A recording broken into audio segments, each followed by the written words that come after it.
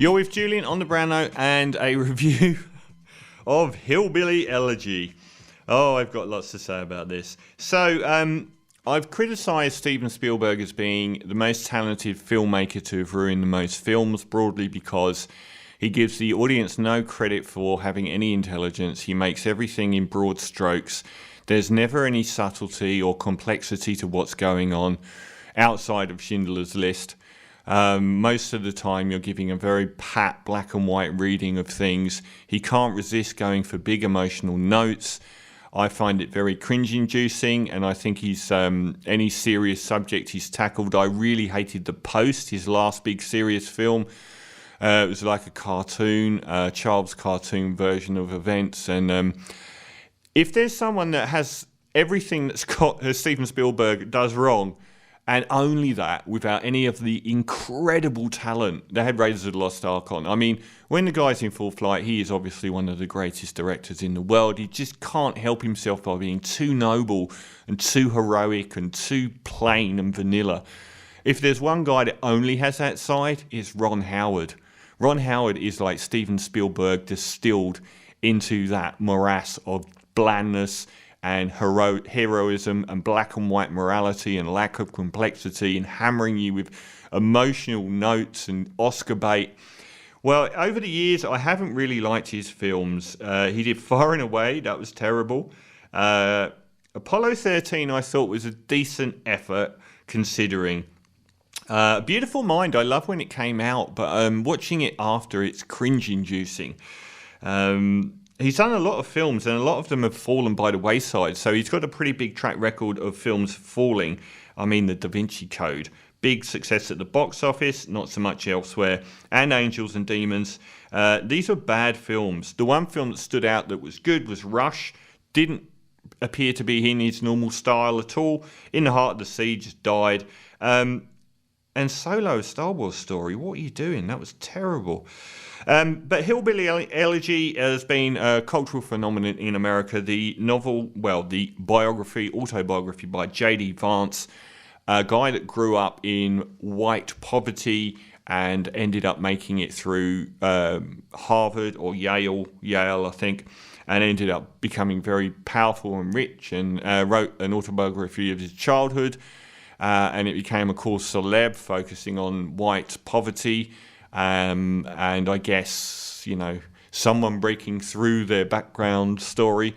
Ron Howard's turned this into a film, and it's already got crucified by critics. It was obviously, and this is how misguided he must be, designed to win loads of Oscars because of the release date. It's through Netflix. Now, we get some big actors. Amy Adams is possibly my favourite female actor. I love her. Glenn Close. They're the two sort of established actors. Frida Pinto's well known after Slumdog Millionaire, but she hasn't got a big role at all. And I think it's Gabrielle Basso who's the guy. Haley Bennett, who's she turned up in The Devil All the Time. She in exactly the same role as a white housewife in poverty. She's very convincing at that, but she might be getting a bit typecast. She looks a bit like Michelle Williams. Is it Michelle Williams? Anyway, I digress. And we get him in his childhood, and it sort of flips between Kentucky and Ohio. His mum is a drug addict, and she loses her job as a nurse, and she's addicted to heroin and painkillers, and the family have a lot of problems with alcohol addiction and poverty, and he ends up going to live with his nan, played by Glenn Close, so he can study and not be around all of this. It's shown that Glenn Close herself put Amy Adams through hell as a child. Not her personally, but the family life that they had was extremely abusive, and that led to what Amy Adams is now, with much of the film being told in flashbacks that arrive like a child hitting a drum while you're watching a movie. No subtlety at all, and just continually thrown in for virtually no artistic reason whatsoever. Everything about it is stock. I'm sure you can imagine lots of screaming and shouting, lots of homely white folk living poor but actually bonding because of their families is the most important thing.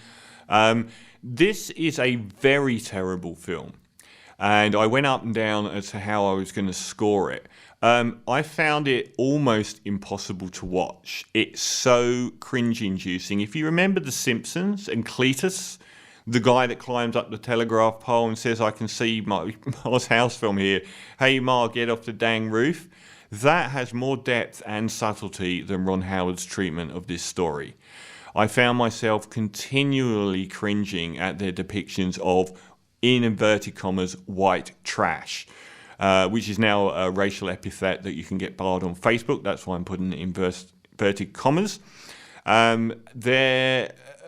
They want to call it poverty porn to attack it. This is softcore poverty porn.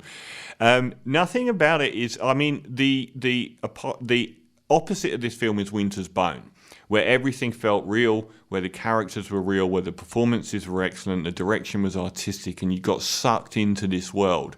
This is the Hallmark greeting card version of Winter's Bone. The story is next to non-existent. There isn't really a lot that happens. Basically, he has a hard home life. Mummy is a drug addict, and things are tough. And then he goes to school. There's not enough to hang a film on. It's an interesting world, but we don't get to see it. We don't get to see any depth or detail in this world. Glenn Close, I think, will win an Oscar. She doesn't put a foot wrong.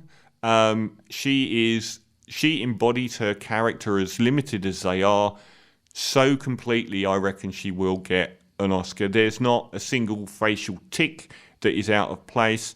Amy Adams, I'm extremely angry at her being in films like this. The fact she's not got an Oscar so far. I do intend to marry her one day, and I don't appreciate them using her in films like this. She's one of my favourite actresses, and she's been snubbed over and over at the Oscars, and she will definitely get snubbed this time. Her acting is fine. It's just so histrionic, the character that she's given. Well, all we get to see is her, acting up a lot, and I didn't find any sort of. It's almost like this is a no stakes film.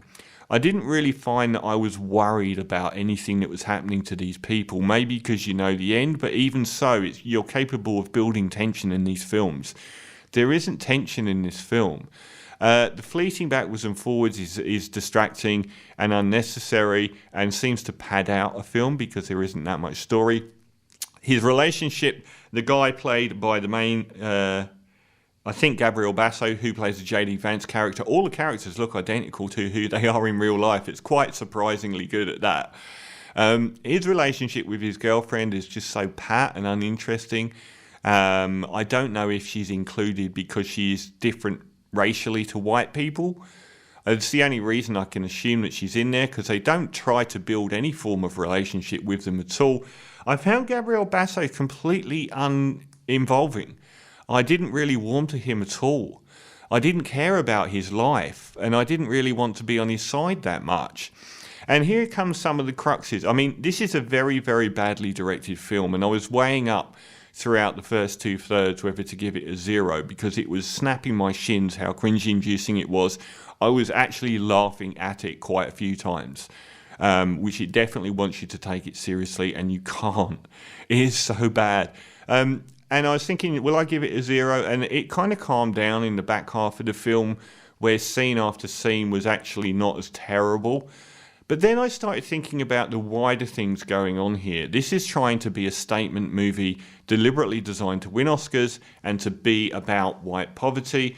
And then I started thinking, this is a character who left behind his family, went to Yale, and became a venture capitalist. I don't know that that is something I want to be particularly on board with. The fact that he did is kind of dismissing the fact that 99.9% of people that come from his background never have any opportunity to do anything. And singling out the one person that's got through, I don't really agree with, but celebrating the guy that left his family behind to become a venture capitalist is a bit, I'm not really that sort of sympathetic to his life, to be honest. And secondly, there just isn't any story. He had a hard life growing up. and that was it. He had a hard life growing up, went to Yale and became a venture capitalist. How many hundreds of thousands of people have hard home lives that would have been relatable to this? I feel like that there is a mine here, a gold mine, and he's turned up and done a Scott Morrison photo opportunity outside it. Because even delving into the back of Amy Adams' childhood, actually looking at the communities at all, which we don't really see or get a sense of, there's virtually nothing here that couldn't be in a normal suburban environment. I just don't understand what they were going for.